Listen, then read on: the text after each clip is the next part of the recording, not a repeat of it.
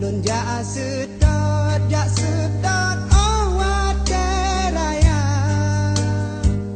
nyoka meninggai mepat kejirat ulun jak siat lun baca doa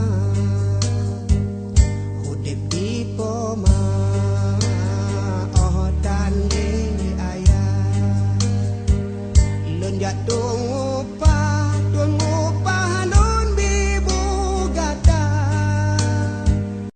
Jas merah, jangan sekali-kali melupakan sejarah. Begitu pesan founding father kita Soekarno dalam sebuah pidatonya. Adalah Suhaili Hussein Dato Mudo, Ketua Umum Lemtari, yang membuka tabir sejarah Indonesia jauh ke belakang. Menurutnya dalam sejarah, bangsa Indonesia dibina, dididik, dan diatur oleh 3 hukum. Yang pertama kali mendidik kita sebelum adanya hukum agama dan hukum negara adalah hukum adat yang dijalankan oleh kerajaan-kerajaan pada zaman dahulu kala. Kemudian masuklah agama dengan bermacam-macam penyebaran agama yang datang dari luar, seperti Wali Songo yang membawa Islam masuk ke Indonesia, atau agama Kristen yang diperkenalkan oleh misionaris dari bangsa Belanda. Pada masa itu, selain patuh pada hukum adat, masyarakat juga patuh kepada hukum agama. Kemudian dalam perjalanan kebangsaan, sampailah Indonesia pada sebuah masa kemerdekaan, sehingga lahirlah hukum negara yang dijalankan oleh pemerintah. Dan dalam perjalanan sejarahnya, ada 3 hukum, yakni hukum adat, hukum agama, dan hukum pemerintah, yang diadopsi dari hukum Belanda yang mengatur, membina, dan mendidik masyarakat Indonesia hingga saat ini. Namun dalam realitasnya, masyarakat kita sudah jauh dan melupakan hukum adat sebagai bapak kandung hukum di Indonesia. Di sisi lain, masyarakat cenderung taat dan patuh kepada 2 hukum lainnya, yakni hukum agama dan hukum pemerintah.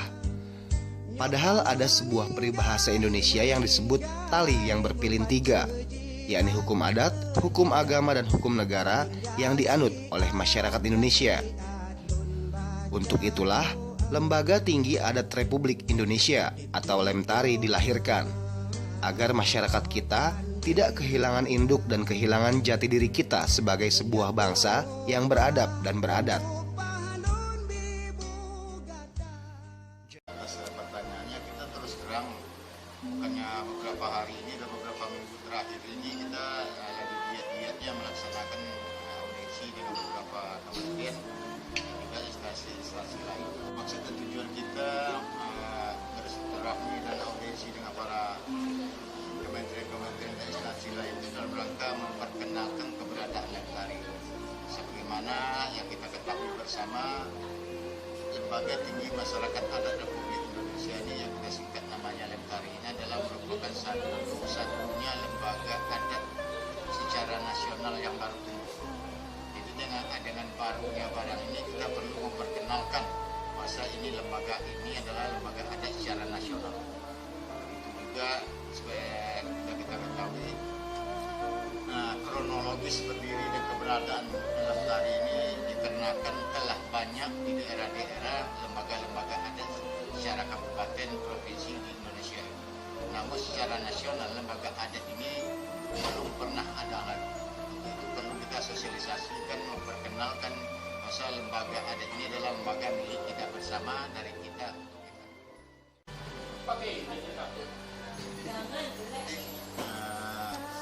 Atas pertanyaan, pemerintah pusat, dunia usaha, lembaga-lembaga apa saja yang ada, karena ini menyangkut adat istiadat, karena adat istiadat itu bicara tentang peradaban.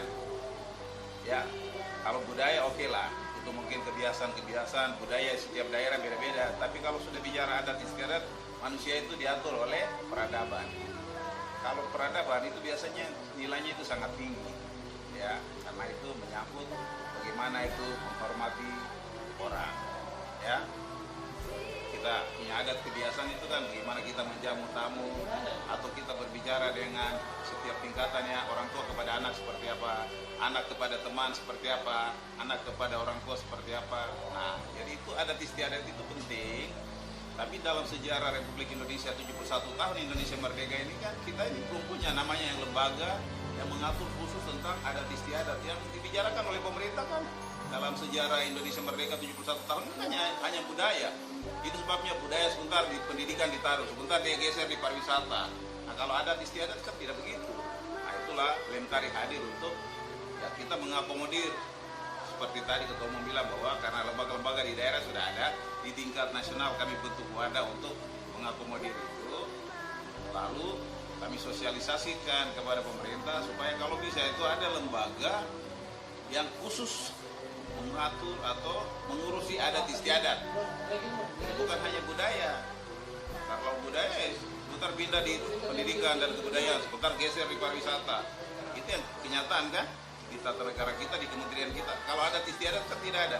Padahal kami jelaskan kepada kementerian, sebelum Indonesia Merdeka itu yang berkuasa siapa? Adat.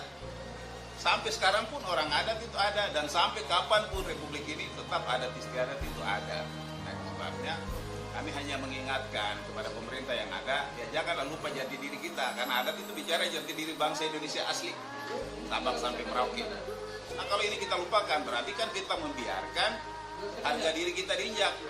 Jangan kita marah sama orang luar ketika mereka masuk, karena mereka masuk dengan berbagai cara, karena jati diri kita, ketahanan kita sebagai bangsa ini kan rapuh.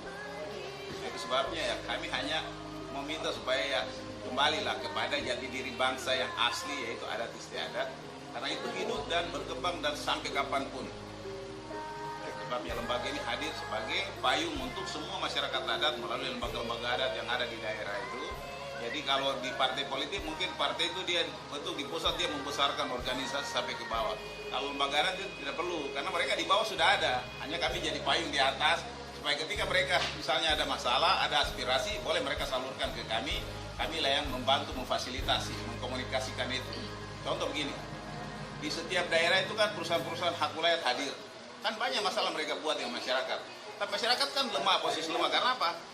Perusahaan itu dia datang, dia karena punya modal, dia datang urus izin di pemerintah pusat. Setelah dia kantung izin, dia ke bawah gampang. Dia pakai tentara dan polisi.